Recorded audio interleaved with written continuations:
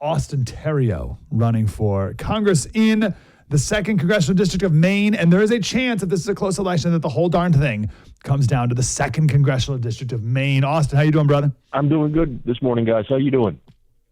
Good to talk to you. Tell us the significance of your congressional district. Well, I think you hit the nail on the head. I believe that our race up in the 2nd District is probably going to determine control of Congress. I know a lot of folks are worried right now that, Trump will win the White House and the Republicans will flip the Senate, but we just can't afford to lose control of the House. Otherwise, the agenda is just going to go down the drain and nothing's going to get done. So we're working really hard up in Maine 2nd District. And the other thing about our district, that's a little bit weird, a little different, I guess you could call it that, sort of like Nebraska, where we award one electoral vote for whoever wins the 1st district and the 2nd district. So there is one extra electoral vote up for grabs. President Trump is in a good position to win it, but goes to show how important it is for us to make sure we get across the finish line. Trump wins the 2nd district, and that would be a perfect scenario. Help him get across the finish line.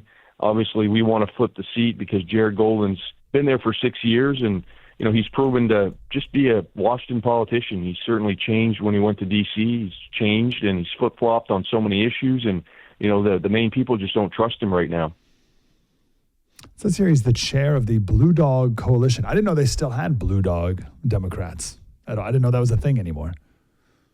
Well, I mean, it's in name only.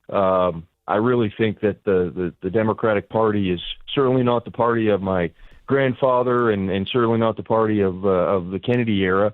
And I think most people are realizing that now. I mean, it's become a party that's focused on issues that are not important to most regular folks in Maine or around the country. So, those people now that don't have a home anymore are definitely looking at our campaign because we're talking about, the border, we're talking about immigration, the fentanyl coming across, the economy and inflation. We're talking about, regular everyday issues that are really critical for people. And the other side wants to talk about things that, aren't necessarily important. And that's the difference in this race. People want folks that are going to go down there, that are going to look at real solutions to the problems we face, not just talk. Let's talk about the border. So whenever we say the border, everyone thinks of the southern border. There is another border, and you are a border state. You're a border state because you are feeling the effect of having people illegally come across the southern border, and that way we're all border states. But you're physically actually another border state with Canada, which no one would think would be a problem. But we have a report here that in Donald Trump's last year in office, 574 illegal aliens crossed the Swanton sector. So this is eastern New York, Vermont, New Hampshire. So not specifically you guys, but it's all right there. That's fiscal year 2020. In 2023, there were 7,000. So we went from 500 to 7,000. And this last fiscal year, 20,000. So just this last year, from 97 different countries, by the way, and these are just the people apprehended, 97 different countries, 20,000 apprehended. That's more than the last 17 years combined in just 1 year in just that one border sector with Canada. What in the world is going on there? Well, that's what happens when the whole world realizes just how porous the American borders are. And, under Trump, I know that there was a lot of focus on the southern border, and God knows that we certainly needed to focus on that. But I think the difference between the Trump administration and the Biden-Harris administration is that they're all talk, right? They're all talk. They're not actually focused on solving any of these problems. So on the northern border, you're right, Maine and certainly a bunch of other states, the 2nd District's got a huge border with Canada. I mean, we're hearing every day of the Border Patrol agents encountering people that are trying to cross illegally. Fortunately, they do a heck of a job to apprehend them, but God knows there are people that come across that are not apprehended just because the lack of Border Patrol agents and whatnot. They just possibly can't patrol every single square mile of the border. So, we have to make sure we have the technology, whether it's drones or other things like that. But, the wall on the southern border is important, but once again, we have to look at making sure the northern border is protected, because there are criminals, there are terrorists who can come across, and we just cannot let anything slip through the cracks in this day and age when there's so many people who want to see harm done to America and the American people. How are you guys a blue state? How did I just had the results here? Biden won Maine by a lot, 9 points. What is that? Well, 9 points. It's I like to call Maine pretty diverse. As you get farther south, you look at the border, the Massachusetts border, New Hampshire, states that are very close to southern Maine.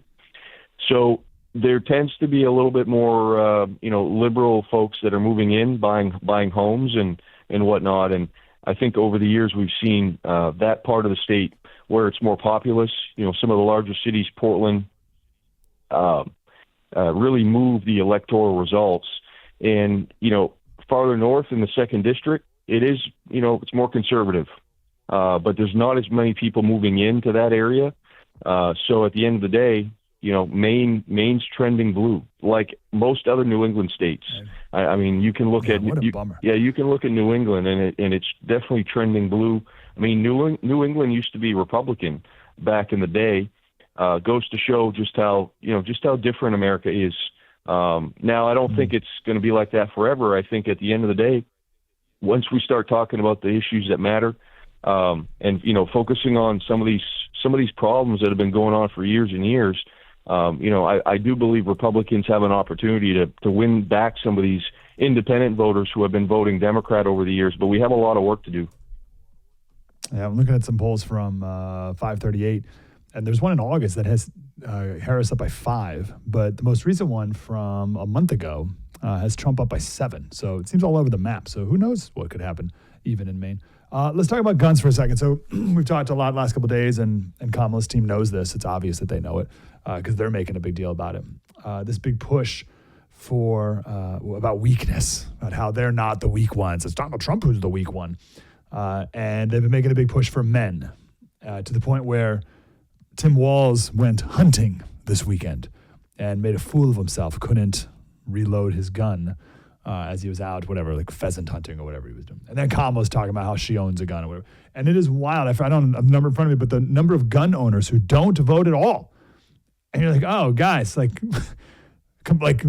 this was as obvious as could possibly. When Kamala was asked about a mandatory gun buyback program, which is just gun confiscation, like gun buyback program, she was like, well, listen, we need to make sure that we reasonably compensate people for their guns. It's like, oh, like that's not the problem. The problem isn't, am I getting my $500 back fully? It's just that you're taking my gun at all, which is the big problem.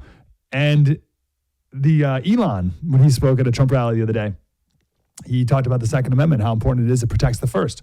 Without a second, there wouldn't be a first. And he was mocked on Bill Maher, I think, Daily Show. The Daily Show. Jon Stewart was mocking that idea. So obviously the second is there to protect first, but also it is for hunting. And people do hunt with guns, especially in your district as well. And Tim Walz made a fool of himself pretending like he's one who does that as well. Anyway, guns in the second congressional district. How do we get gun owners to vote? Well, I did see numbers recently that showed the same thing, and I just couldn't believe how many people didn't vote. And so we need to re-engage these folks, because if there was ever a time where the Second Amendment is literally under attack, it's right now. It's going to be this election. This election and how it turns up is going to determine what happens with the Second Amendment.